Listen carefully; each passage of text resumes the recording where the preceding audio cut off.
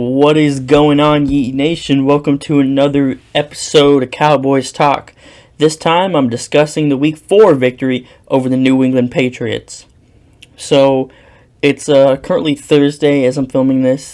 It's, several days later than I should have been filming it. Probably should have filmed it on Monday, but whatever. Thursday Night Football, we got Commanders and Bears.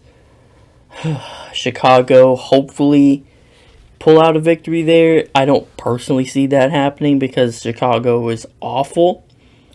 But whatever. Oh, and the Rangers, they made the playoffs, and they have won the wild card series. They won both games. I watched both games in full. Well, I watched the first game in full, and then the second game, the sixth inning on, because I was at my history class, so I missed the early part of the game. But yeah, phenomenal pitching across the board. Evaldi, Jordan Montgomery, both gave 7 innings. Only gave up 1 run. Well, Evaldi gave up 1 run. Montgomery went scoreless. And yeah, they're on to Baltimore in the ALDS. But back to football. It was back to normal for the Cowboys. This is much more what we're accustomed to seeing out of Dallas. So I'll start with the stats I usually do. Dak went 28 of 34, 261, and 1 passing touchdown. And also I'd like to mention that I didn't do the predictions last week, and I probably won't do predictions because it just makes the video a lot longer. Those are fun to do, but it just makes the video a lot longer, and I kind of want this to be just focusing on the Cowboys. So that's that. Not a whole lot out of the running game, really. We had Pollard 11 for 47, no touchdowns on the ground, but we did get to see Hunter Lipke carry because Rico got injured and he left the game early, and he got a touchdown. Got a carry right there in the red zone, and he got in. Perhaps he could help us out in the red zone, and they were better in the red zone this week. Still not as where you would like to be. Still several field goals, but Brandon Aubrey is still perfect on the year, and I've been extremely impressed with him. I thought that we'd have to sign a kicker because he would have missed a lot of kicks, but no, he's been perfect. The only missed kick was that first extra point, and outside of that, no problem. We were going to attempt a 66-yarder, but then they got a penalty. False start, pushed it back 5 yards, couldn't try it. I wanted him to kick that so bad because that would have tied the NFL record. It was Justin Tucker, 66-yarder versus Detroit back in like 2021, maybe 2022, one of those years. Yeah, he would have tied that if he made it. No, obviously, there's no guarantee he would have made it, but I wanted to see him try it. And then on defense, have to talk about the defense. Or actually, no. I'll get to talk about the tight ends real quick. Jake Ferguson had a really big game. He had 7 catches for 77 yards. And Michael Gallup had himself a pretty good game, 5 for 60. Brandon Cooks, only 4 for 27. He hasn't done a whole lot this season. Hopefully they can get him going, especially with San Francisco this week. And this is a game that has been circled for months now. Ever since the schedule came out, this is a game that's been circled. And we all know why.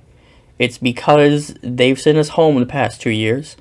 And so we need to slap back. We really do. And it's going to be in their house, too. I expect them to be some Cowboys fans there because there's a lot of Cowboys fans that live in the Southern California area. So whenever the Cowboys are at the Rams, there's more Cowboys than Rams fans there. So yeah. And as far as Luke Schoonmaker go, he dropped a touchdown that would be in the end zone. He had it, couldn't complete the catch. That's a catch you've got to make. You've got to make that catch, my dude. Especially when it's been a second-round pick on him. I need to see more from Luke Schoonmaker. And outside of the receiving game, pretty good. Jalen Tolbert, man, what an improvement. The second-year improvement. He had 4 for 53. He had a massive hit on special teams as well that game. Nice improvement out of him. We're going to need everyone to chip in if we want to beat the Niners. We really do. We need big catches. We need a big game from Cooks. We need a big game from Gallup. We probably need a couple clutch catches from Tolbert. Oh, and CeeDee Lamb. Wide receiver finally has a touchdown. It wasn't in the red zone, but a wide receiver finally has a touchdown. And then defense. I mean, what else can I say? It was phenomenal. They only gave up 3 all day, and that was on the first drive of the game. Van Der Esch had his first career touchdown. He's been with Dallas since 2018. That was his first career touchdown. You got Dante Fowler, strip sack on Mac Jones, and scoop and score right there.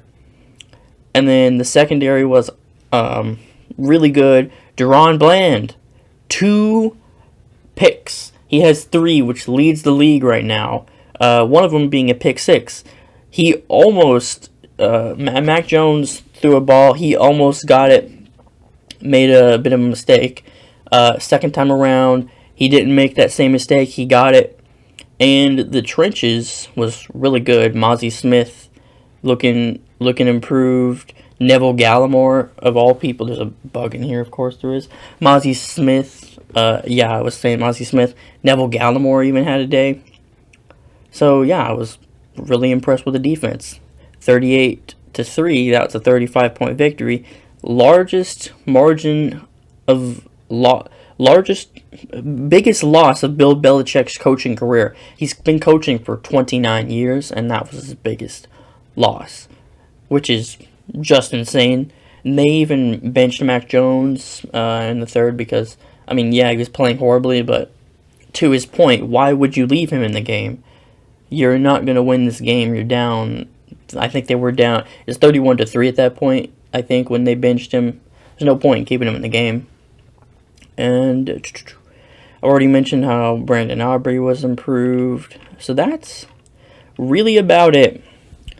A phenomenal bounce back game here at home. It was we needed this one because if you went into San Francisco 2-2, that would not have been good. We almost got some help from the Commanders. They took Philly to overtime, but they couldn't get it done. Which is unfortunate, but I mean, you can't really count on the Commanders to get anything done, can you? We'll just have to do it ourselves, it would seem. I think the Rams, though. I think the Rams got a good shot at beating Philly this week. I really do. I mean, that receiving core is insane, and Matthew Stafford can get the ball to his receivers. They got Tutu Atwell, Puka Nacua. Cooper Kupp might be coming back soon, although I don't think he plays this week. If he did, obviously that would be massive, but I don't think he's going to. But yeah, I mean, we'll see what they do. The Giants got utterly humiliated on Monday Night Football yet again. They were outscored 64-3 at home this week. Oh, and also next week they have a primetime game on Sunday Night Football versus the Bills. Please get these guys off primetime. We don't want to watch this trash dumpster fire anymore, please. So they've got Buffalo next week and then Miami afterwards. That's easily 1-5. Philly's got the Rams this week, and then Washington plays tonight versus Chicago. So that's the divisional outlook right now. Obviously, this San Francisco game is freaking massive. It's the biggest game of the season by far, at least up to this point it is. So that's my thoughts for this week for victory. Thank you for watching, Yeet Nation.